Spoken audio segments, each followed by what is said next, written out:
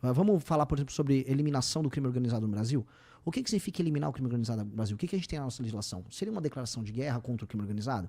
Mas não uma guerra metafórica. O que seria uma guerra?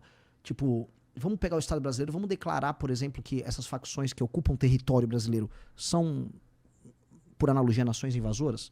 Vamos tirar a titularidade dos direitos e prerrogativas dele enquanto cidadãos brasileiros, porque eles não são cidadãos brasileiros. O Marcola não é cidadão brasileiro, ele é da PCClândia, assim como o Marcinho VP também é. Não à toa o Oruan, que hoje, pra ver como as coisas estão conectadas, o Oruan saiu um pedido de prisão, mas ele foi alvo de uma operação porque ele estava andando com o maior ladrão de carro do Rio de Janeiro e achando isso a coisa mais normal do mundo, que é do Comando Vermelho ladrão de carro, e ele avisou num vídeo que ele gravou, você deve ter visto. Se eu estivesse no Complexo da Penha, o Reis não faria isso. Sim, porque o Complexo da Penha é como se fosse um território que você controla e que a polícia não entraria lá. Sim, como se fosse outro país. Então, sim, a gente talvez tenha que declarar guerra a essas facções e eliminá-las. Prender ou matar as lideranças dessas facções de maneira muito clara, reocupar o território e desfavelizar esses locais. Isso eu acho que é um discurso sério e duro e enfático sobre guerra ao crime. O que é o direito penal do inimigo? Quem é Günther Jacobs, que é o pai dessa ideia de uma espécie de um direito penal que separe o cidadão, a pessoa que está disposta a cumprir a lei e que pode cometer crime. Um cidadão que aceita a lei brasileira, ele pode cometer um crime e pode ser punido, ele tem o direito de defesa. Agora, um cara que, no fundo, a prática recorrente de crime dele não reconhece a existência de Estado, por exemplo, um terrorista que ele tá, sei lá, montei uma célula terrorista na França. Essa célula terrorista não reconhece o direito da França existir. Ele quer fazer uso de, vamos dizer, das maneiras mais atrozes de causar dano em nome da causa dele. Esses caras não podem ter direitos e prerrogativas. O direito tem que ser célere, rápido. Você tem que quebrar o sigilo dele rápido. Se ele for preso, ele tem que ter penas desproporcionalmente altas. O direito penal do inimigo, que em grande parte ele foi aproveitado em várias nações desenvolvidas, civilizadas. O Günther Jacobs, se eu não me engano, ele foi do Tribunal Constitucional, tipo uma espécie de STF alemão. Alguém no chat aí pode corrigir. Ele é professor até hoje. A gente tá falando de uma medida que entende, assim, existe um tipo de ação, um tipo de organização humana que ela não reconhece nem a autoridade do Estado e que está disposta, por não reconhecer, a fazer o que for. A gente tem que ter o direito penal do inimigo para figuras que não são cidadãos, são um inimigo. Para mim, o Marcola não é um cidadão. Ele é um inimigo. E ele não pode ter direito às mesmas prerrogativas de um cara que, por exemplo, cometeu um outro crime, um crime até grave, mas que é um cidadão. Esse tipo de coisa, talvez, dado, vamos dizer, o estado de anomia que a gente vive e o grau de infiltração do crime organizado na realidade brasileira, este tipo de coisa talvez vai precisar ser feita pelo presidente. Mas eu fiz essa volta toda e foi legal. Mas por que eu fiz? Pra mostrar pra você que o que o Bolsonaro falava era tipo, vamos matar os caras aí. Mas ele não andou com nada em matéria penal. Quando o Moro tinha um pacote anticrime, ele mesmo ajudou a subverter o pacote anticrime. Então ele não tem... Ele só tem uns chavões, e as pessoas, como ele é radical, ele tem uns chavões. Onde ele tentou exercer o radicalismo dele foi quando ele tentou construir aquela tese da urna e depois, a meu ver, ele tentou, porque ele tentou mesmo, ele tentou construir um golpe de Estado ali. De resto, ele era um bobalhão. Ele é um tio bobalhão, é como você pegar aquele taxista que vai falar umas coisas engraçadas no carro, ou teu tio num churrasco, um avô, e ele repete essas coisas, as pessoas acham carismático, mas se você tirar ali, não tem nada atrás. Cadê um grupo dele que estuda uma matéria pra fazer algo radical? Não tem, não é radical. Bom, ele começa lá falando sobre... Bom, mas a gente já vai falar disso, porque tu mencionou esse lance de como lidar com as facções criminosas aqui no Brasil, ou como lidar com as facções criminosas. Cara, como fazer... Isso daí que tu tá propondo é bastante radical, né? Tem que ser. Como fazer... Eu acho que isso daí... Eu suponho que isso daí tem que ser feito de uma maneira cuidadosa, por quê? Nada me garante, dado a maneira como funciona o Estado brasileiro, a sociedade brasileira, que isso não será usado de uma forma perversa para fuder a galera que não necessariamente tem a ver com essas facções criminosas. Por exemplo, um inimigo de um juiz que, sei lá, o cara comeu a mulher dele... Ele vai... Isso aconteceu já, esse caso assim no Brasil já. Então, como é que lida com isso de uma forma humana, no fim das contas? Eu fazendo até meio com uma provocação contra o que você usou. Tudo me garante que, mantendo as coisas como estão, a gente só vai se fuder. Então, assim, o fato de nós sermos, em grande medida, um país corrupto, com sistemas de incentivo horríveis, não deve, vamos dizer, servir de premissa para que a gente não tome nenhuma ação nova. Porque senão a gente vai apenas aceitar as coisas como elas são. Mas não tem uma ordem ideal pra gente ir fazendo as transformações? A gente pode, assim, você pode apontar numa determinada direção, você pode usar um princípio como prudência, só que a forma como as coisas estão, vamos dizer, a forma como as coisas estão falando é meio feio dizer, mas a forma como as coisas se dão no Brasil, né, a gente empurra com a barriga os problemas todos e não toma ação nenhuma.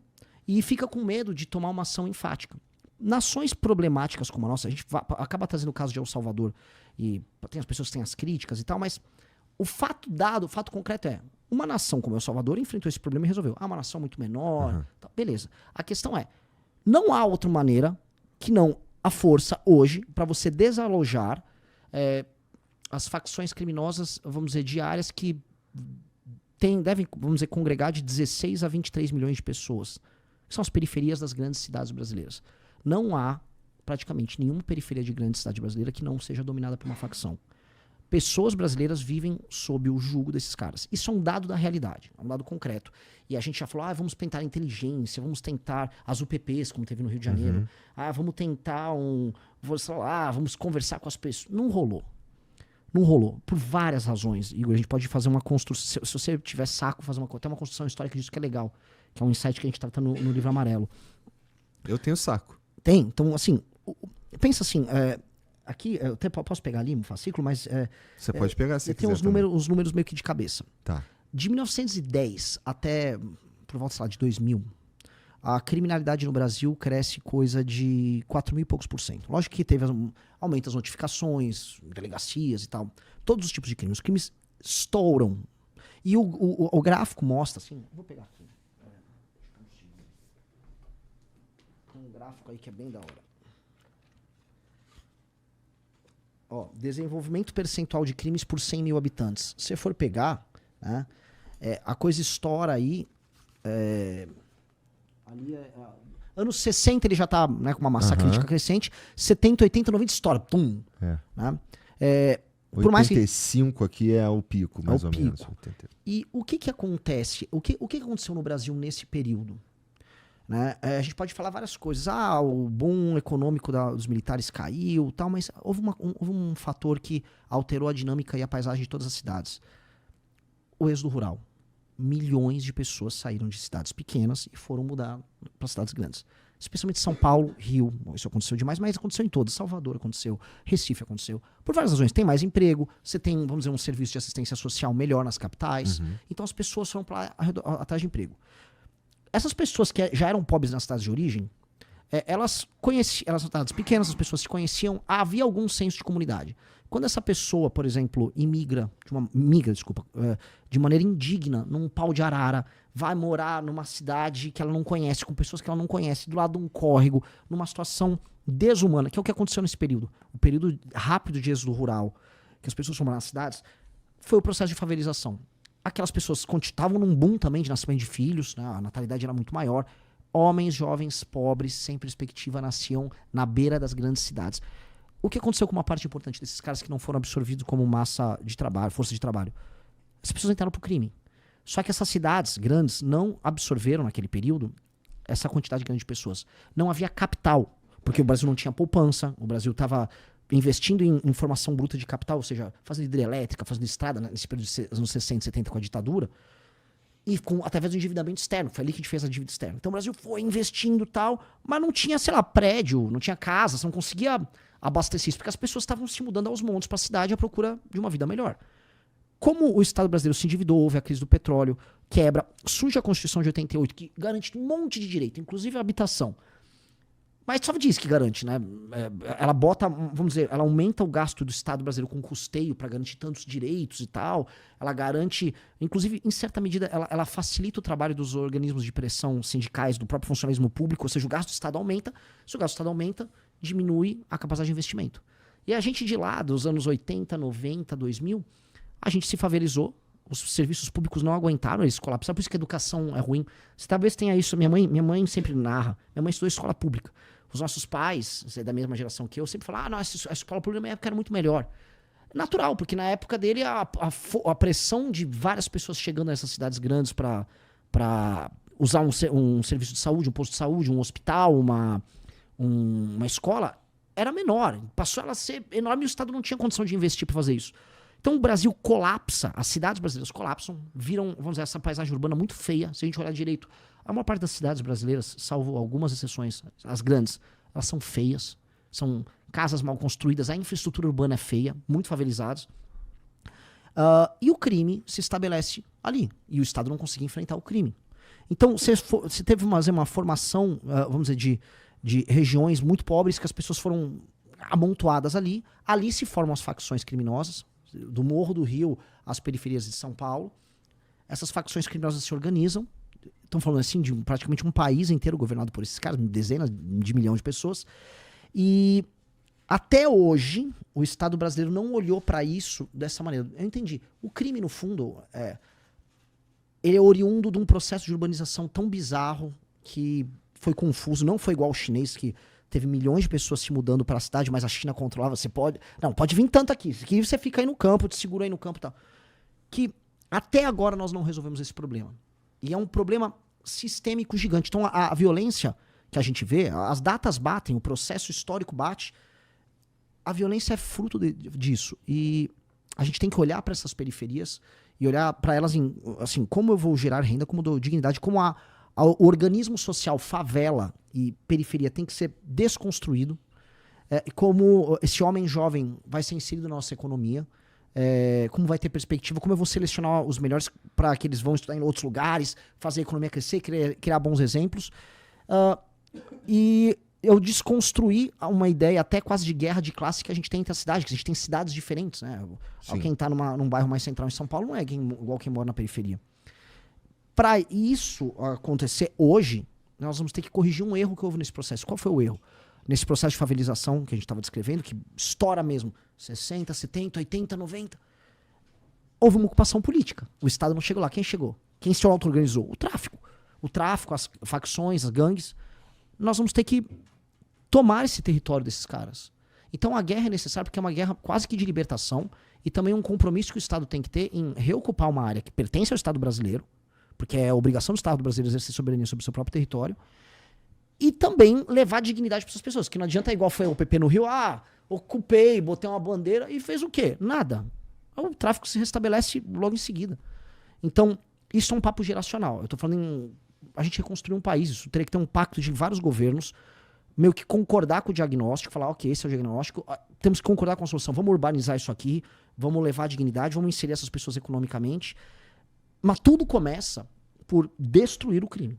Não há o nível de, vamos dizer, infiltração do crime, não só na economia, mas na política brasileira, cruzou qualquer nível. A gente viu agora recentemente uma ONG ligada ao PCC convidou membros do governo Lula, eles foram lá numa favela que estava tendo uma desocupação no centro de São Paulo, e eles ficavam lá negociando com os caras do PCC. Tinha a dama do tráfico, ela levava a gente tanto do PCC quanto do Comando Vermelho para se reunir com órgãos do governo federal e com membros do parlamento. Tipo, tá rolando. Agora, tinha um filme que chama O Grito, bancado e tocado por uma ONG ligada ao PCC, com participação de gente do Comando Vermelho, PCC, o Luan participa, o Marcinho VP participa, se eu não me engano, a turma do Marcola também participa. Foi quase uma joint venture para fazer um filme do PCC com o Comando Vermelho. Tava na Netflix. Isso tá rolando. Então, qualquer lugar sério falaria, ok, eu preciso retomar esse território. E a gente vai precisar fazer isso. A gente vai precisar levar a discussão para esses termos. Mas teremos consequências ruins? Eu acho que teremos muitas vezes, porque nada é perfeito e ainda mais num estado complicado como o brasileiro, é imperfeito. Agora, é muito mais trágico do jeito que tá. No Brasil, todo dia morrem dezenas de pessoas por homicídio e boa parte desses homicídios são guerras entre facções e se não guerras de facções, pessoas vítimas de faccionados. Logo, assim, a gente já tá vivendo consequências bem nefastas todos os dias. Provavelmente desde o momento que começou o podcast já morreu uma ou duas pessoas em algum lugar do Brasil por causa dessa guerra. E vai. Logo, assim, que medo a gente tem que ter, além de não entregar algo pior do que já tá. Porque não tem como ser pior do que já tá. E a gente postergou tanto a solução, que meio que a gente só vai resolver sendo muito duro e muito radical. Então o que a gente tá propondo é muito duro e muito radical, porque É como uma quimioterapia, né? Se você não fizer, beleza. Faz igual o Steve Jobs, que eu tomando suco de cenoura quando eu tava com câncer no pâncreas. A gente tá tomando suco de cenoura imaginando que vai vir uma cura mística que não veio. Entendi. E a gente... isso daí passa também por uma pena de morte no Brasil, por exemplo? Olha, se a gente instituir uma guerra contra o crime organizado, você vai ter enfrentamento. Enfrentamento, se o cara não se render, ele vai trocar tiro, ele pode virar óbito. Né? Consequência disso. Num contexto de guerra, em que os inimigos, né, vamos dizer, uma tropa de faccionados resolve trocar tiro com a polícia, eles vão ser prisioneiros de guerra. Aí tem que pegar a legislação nossa sobre isso. O presidente da República tem que entrar, olha, quero organizar isso, uma guerra, um enfrentamento, o Estado brasileiro vai participar disso, as forças policiais vão participar, as forças armadas vão participar, e vamos vencer essa guerra. Haverá baixas, e haverá mortes do outro lado, sim. Agora, tudo com o intuito de preservação dos direitos humanos mais profundos e básicos, especialmente dos moradores das vítimas. Por exemplo, um cara que vive no morro do Rio de Janeiro sob o jugo do Comando Vermelho. Esse cara, acima de tudo, é um cara que não tem o direito humano dele respeitado. O cara que tá atirando lá, trocando tiro com a polícia, esse cara eventualmente vai morrer. E é do jogo. Agora, se o Estado brasileiro nunca adotou uma postura sistêmica de enfrentamento, tratando esse assunto como guerra. O poder de dissuasão que vai ter nesses caras é tão grande que eu acho que assim, a guerra não será tão cavalar quanto se imagina. Eu acho que sim, o Estado brasileiro tem todas as condições de vencer isso. Vencendo essa guerra, aí entra uma responsabilidade que o Estado brasileiro nunca teve, que é ir nessas regiões do Brasil e olhar para essas 20 milhões de pessoas e falar, tá na hora do Brasil ter um plano para esses caras. A gente tem que olhar para aquela periferia, aquele arranjo favela. O que é o arranjo favela? Casas amontoadas, inexistência de saneamento básico, inexistência de propriedade. O cara não tem o título de propriedade da casa dele. Foi uma invasão. Tá, o cara tá há 20 anos aqui lá, 30 anos. Vamos dar título de propriedade, porque o cara eventualmente possa, com o título de propriedade, pegar um crédito no banco para fazer uma reforma na casa dele ou abrir um negócio. Como é que se diz? Aquela paisagem da favela em que você tem mini becos, às vezes vai ter que pegar uns pedaços lá, vai cavar, fazer avenida, abre espaço, reloca algumas pessoas, constrói prédio, outros tem que ter um plano de urbanização e adequação das casas, porque uma casa que às vezes não tem banheiro, não tem janela, vai ter que ter banheiro, tem janela, a fiação que está exposta vai ter que ser cuidada, vai ter que ter saneamento básico. O Estado vai ter que olhar isso, vai ter que ter escola boa lá, vai ter que ter um foco muito grande de ter escola boa, até porque o imaginário daquela pessoa, daquele menino que, por exemplo, vê o tráfico como uma possibilidade, tem que ser destruído. Então o imaginário, por exemplo, por isso que a gente tem muita briga com esse negócio de Jorua, porque foi criado um imaginário em que a hierarquia social daquela comunidade se dá através do sistema de valores do tráfico, que eu tenho as armas novinhas, vai dar pra mim, eu tenho muito, sei lá, tenho ouro, eu assaltei lá na pista e depois... Não, peraí, cara. É isso que... Isso é um sistema ideológico que justifica uma relação social que tem ali. Isso tem que ser desconstruído. Esporte pra caralho. Tem que ser um investimento assim, o Estado brasileiro vai gastar 30 anos adequando isso, tratando essas pessoas como prioridade. E para isso tem que ter poder de investimento. Então, a gente não estava falando aqui que a gente não consegue investir. É isso. Vai ter que ser isso. O Estado brasileiro vai ter que ter capacidade de investimento. Então, se a gente não tiver reformas muito grandes que mexam no custeio desse Estado para abrir espaço para isso, a gente não vai fazer nada. E você que tá assistindo esse vídeo aqui no Talk Flow, dá pra você virar membro, cara, do Flow agora. É um botãozinho do lado do botão de se inscrever. A gente faz um programa semanal só pros membros. Olha. Então fique esperto aí. Se quiser virar membro, tá bem aqui do lado. É mó merreca, custa menos de R$8, irmão.